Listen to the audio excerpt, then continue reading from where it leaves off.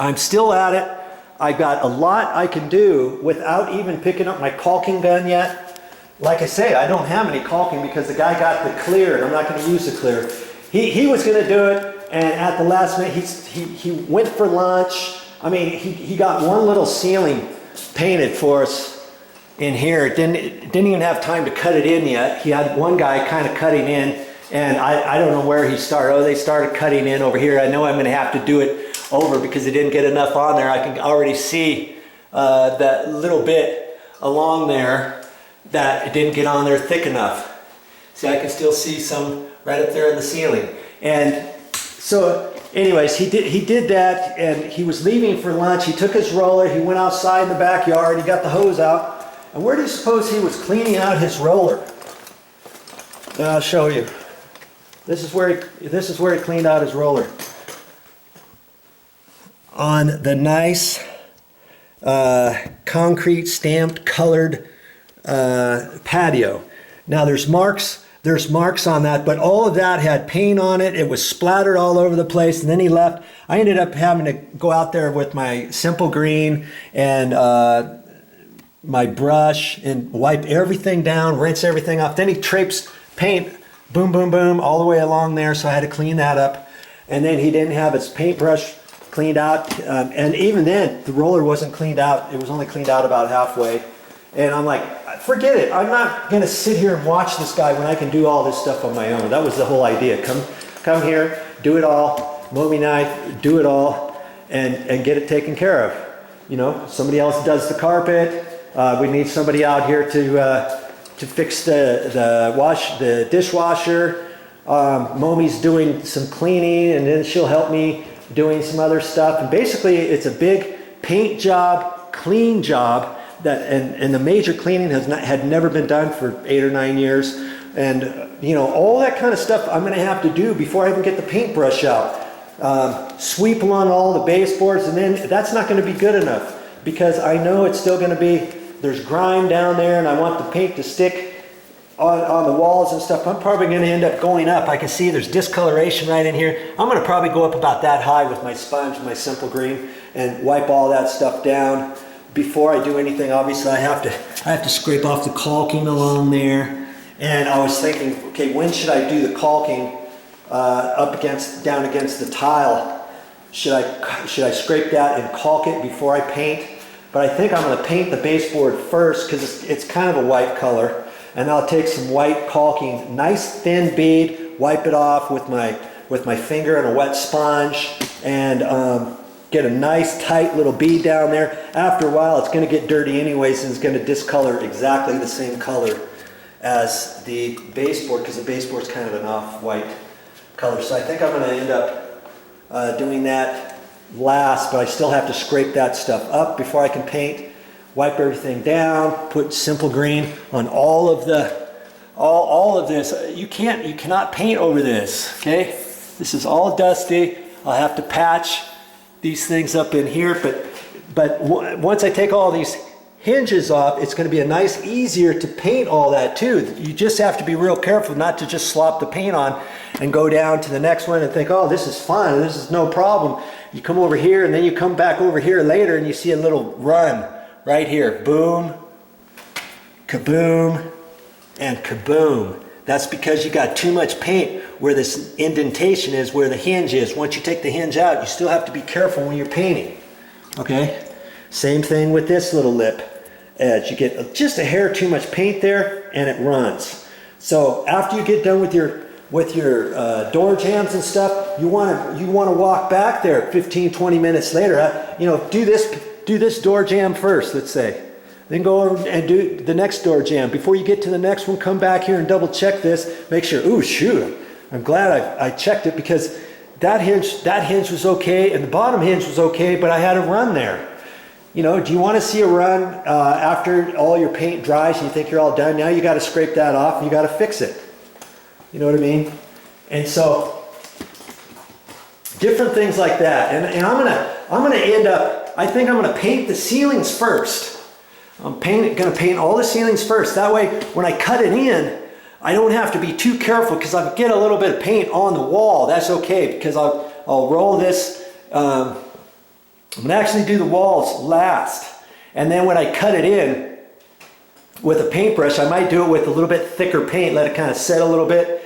And if I have to do a little bit extra, I will, but this is where these guys did their paint job. I'll do it a lot closer than that, but I don't have to be super perfect when I do it, because ultimately when I come up with the wall later, then I'll cut in the wall up to the nicely fresh painted white there. And I thought, okay, I'll do that first. What's the second step? Well, I was gonna paint the walls next, then I was gonna do all the door jambs and the trim work and all that stuff last. And I thought, you know what? I think I should do all that stuff first. I'm not a professional painter.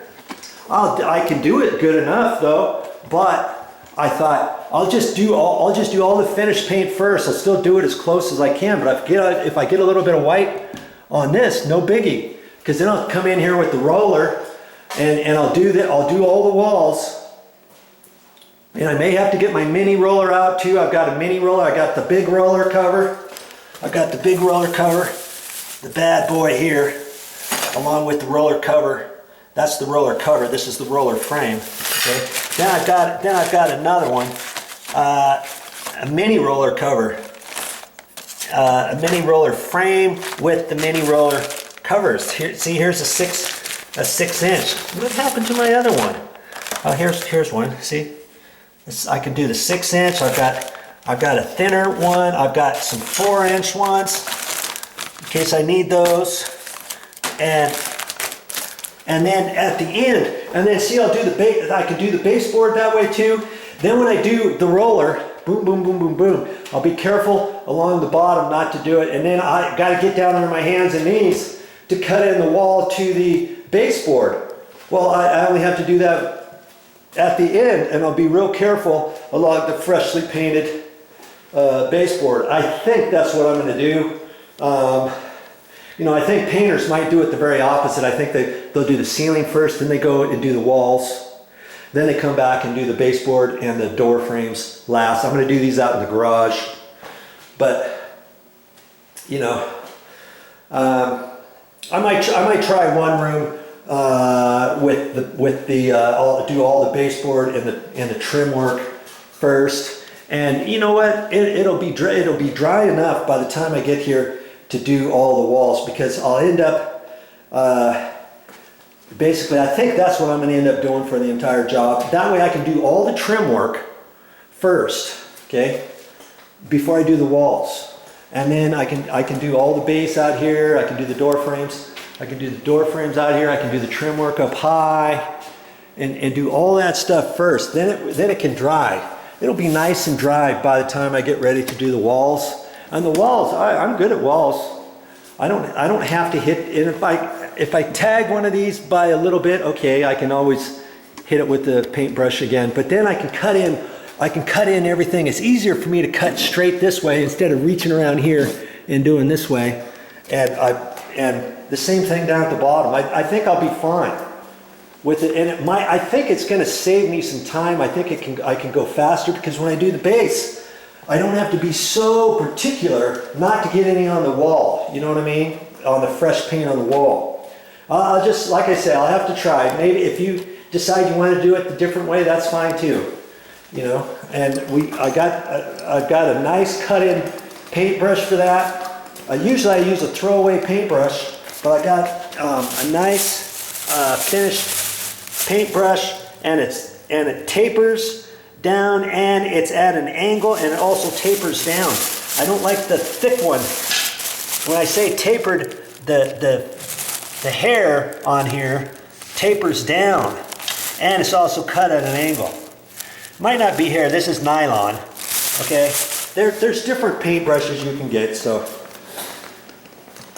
you wanna get a nice one, because if you're gonna do as much cut in that I'm gonna have to do here, you're better off to do it with a nice paintbrush instead of just a throwaway paintbrush. See, I've got a throwaway paintbrush in here. Where is it? I thought I had it right up in here. What the heck did I do with it? Oh, here it is. See, this is just a throwaway paintbrush. I could use that for cut in for one room if I had to. This one's 2-inch. I got a 3-inch right here. But the paintbrush I'm going to use is this one right here. Okay. And like I say, there's a lot of different paintbrushes at the store. This one I happen to have some good luck with. I like the handle. It's plenty long. I got another one it kind of tapers, but at the end it kind of tapers down, I believe. I think that's what he got. I think that's what he got at the store. I've got one too. I may have to break mine out, and I'm not sure if I'm going to use this particular one. Mine looks pretty close to this, and so if you get one, it's always nice to kind of. I guess I got to go like this. Hey, come on! How did I do this last time? Jeez. Oh, here it is. Okay, I gotta put this one in first, like that. And then this one. Then that. This has a little Velcro thing on it. Yeah. See? But anywho, I'll show you my paintbrush when I get into it. But I've got plenty to do before I get my caulking. I'll have to go back to Home Depot to get my spackle, to get some white caulking. And I've got another caulking that was loose, that was up next to the bathroom right here. So I scraped that out. So I won't use the same caulking that I'm going to use for the painting. I'll use something that's waterproof, that's designed for kitchens and bathtubs and stuff like that. I ended up having that, and I thought, well, that one's loose. It was loose, and whoever put it on made a big old overage on it. See, I've already scraped it all off and pulled that off. Plus this is loose. See there? See the gap? I'm not going to pull that off and do anything. Once I recaulk this, and I recaulk up here, that caulking and along down there, that's going to hold that from moving.